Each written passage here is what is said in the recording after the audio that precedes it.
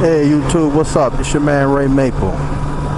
Just got caught in the rain, had to put my rain gear on and put my camera back on. Haven't rode my Goldwing since my last Pittsburgh trip, so I was feeling it a little bit today. Got caught in the rain. What I want to talk to you about today is why I bought a Goldwing. Actually, before I purchased my Goldwing, it was 3 bikes that I was looking at, which was the Harley-Davidson Ultra Classic, the Suzuki M109, and I was looking at the GL1800 Honda Goldwing. The Suzuki M109 didn't win out because it didn't have the capacity to hold stuff like Goldwing or either the Harley-Davidson Ultra Classic. It didn't have the wind protection that the other 2 bikes had. And I love Suzukis. So, and I have a set of wheels for a Suzuki M109 custom wheel. So if I did get this bike, which I still may get a Suzuki M109. I love the way the bike looks. I had looked at the Harley-Davidson Ultra Classic when I purchased this bike here. Their motor that was in that, I believe it was a 96 cubic inch, which only made 68 horsepower. Then they got into the 103 cubic inch, which only makes 80 horsepower. Then their top dog at the time, which was the 110 Screaming Eagle package, which only made roughly about 100 horsepower. The Honda Goldwing is 118 horsepower, 125 foot-pounds of torque. I studied these bikes for 5 years before I bought one, largely in part I didn't have the space to put the Goldwing away because I had to have a garage built, or any other bike for that matter. So it took me like 5 years to build my garage, and I was tossing on the idea. It makes no sense then paying that kind of money for a motorcycle and leaving it outside. So this is the reason why it took me so long in order to purchase a bike. That being said, I was looking at horsepower figures, all around performance, reliability, and comfort. I also read that the Honda Goldwing set the motor further down in the frame, which lowers the center of gravity. So that was a big contributing factor to it too. It handled much better. If you ever rode one of these Goldwings, you would not believe that a bike this big handles so well. It has a very low center of gravity.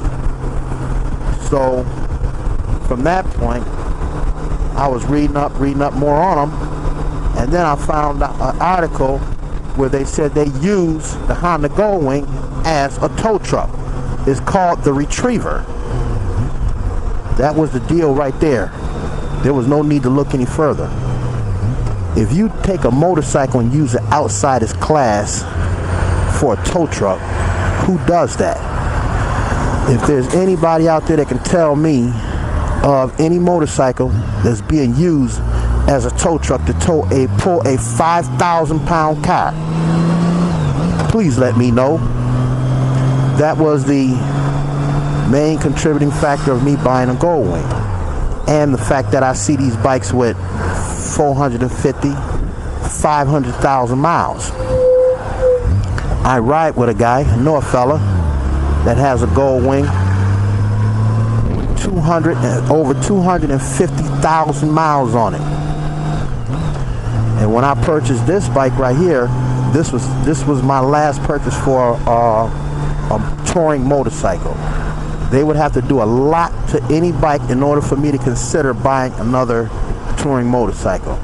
I'm not saying Honda or any other manufacturer can't do it, but it's hard to beat a Goldwing, very hard, which makes me say comfortably that it is the best touring bike ever made.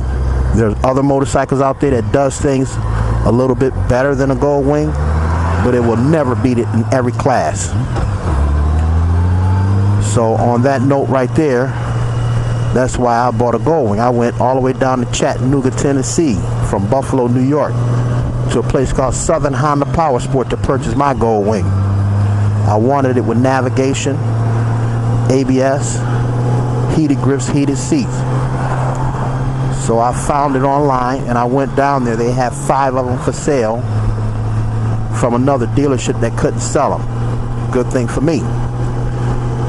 So I went that far to get a motorcycle, which is like, I believe, 700 miles from where I live at. So upon making my purchase of my Goldwing, they gave me like $1,500 in accessories that I could put towards the Goldwing, and they gave me a 4-year warranty on this bike. 3-year warranty covered by Honda, and an extra year warranty thrown in by the Honda dealership, Southern Honda Sport in Chattanooga, Tennessee. That's how I started customizing this bike. $1,000 of it had to be genuine Honda equipment, and then $500 could be karaoke. So that's how I got started. And I did this bike like this because, like I said before, this is it for me right here. I plan on having this bike a long time. The only way I plan on getting rid of it is to get towed up or it gets stolen. Outside of that, you see me, you'll see this bike right here. I have several other bikes. I have a turbo booster that I'm working on right now, putting it back together. The bike runs and everything, but I had a vapor lock problem with it because the fuel pump was outside the tank when I converted it over to a turbo. So I'm in the process of doing that. I'm on motovlog on that bike. I have a 2008 Suzuki GSX-R 1000. That's all stock. It has 2,200 miles on it. The bike don't have a scratch on it. I have a 2003 Suzuki GSX-R 1000. It's all custom. I did this bike for my brother. He ended up selling the bike, so I ended up purchasing the bike from him. 250 rear tire on it, custom wheels front and back, RC components, custom seats, custom double bubble windshield. Bike is really, really nice. So when I get a chance to start riding these other bikes, and I have a Suzuki Bergman 650 Executive. That's my intermediate bike. If I plan on going anything within 350 miles, 400 miles of Buffalo where I stand, it's fair game with that bike right there. Actually, it's a scooter. A lot of people don't know they made a scooter that big, but they do. Before I ride my 1000s or something out of town, I will take that scooter just for comfort issues. It's way more comfortable than a sport bike is. So you can have several bikes, and each bike does something different from the other bikes. So back to why I purchased the Goldwing, and I do not regret this purchase one bit. The Goldwing is the cream de la creme when it comes to the touring bike. If you are doing a study on the touring bike and you don't have a Goldwing in there, the study is void, no good. I do like the BMW K1600, but it just doesn't, in my opinion, have the reliability that a Goldwing has. Like I said, I've seen these bikes, these Goldwings, with 450, 500,000 miles. And I physically know a fella that has one that has over 250,000 miles on it. So me knowing that lets me know that I did not make a bad purchase whatsoever. So on that note right there, YouTube, that's the main reason why I bought my Goldwing, and I love the bike. My Goldwing get more seat time than any other bike that I have, just for comfort purposes. And I love Suzuki's, but Suzuki don't make a touring bike. They used to make one. It's called a Suzuki Cavalcade. This was back in the late 80s. They stopped making this bike right here. I don't know why they made it. I heard people say that they couldn't compete with the Honda Goldwing. If you ever get a chance to ride a Goldwing, please do so. Oh, and I do know people that have Harley Davidsons ultra classic, and they have a Goldwing. And they have told me if they could only have one bike, that Harley got to go. So on that note right there, this is going to conclude my video. This video as to why I bought a Goldwing. Very smooth, very powerful. I can pull this trailer that I'm pulling right now, 300 pounds, 350 pounds with a passenger, up an incline, 100 miles an hour. Please don't ask me how I know, because I have to plead the fifth on that without kicking down gears.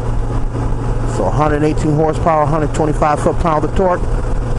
You don't have to go back and have anything added to the motor, heads, cams, or anything else. As long as you take care of it, the wing will take care of you.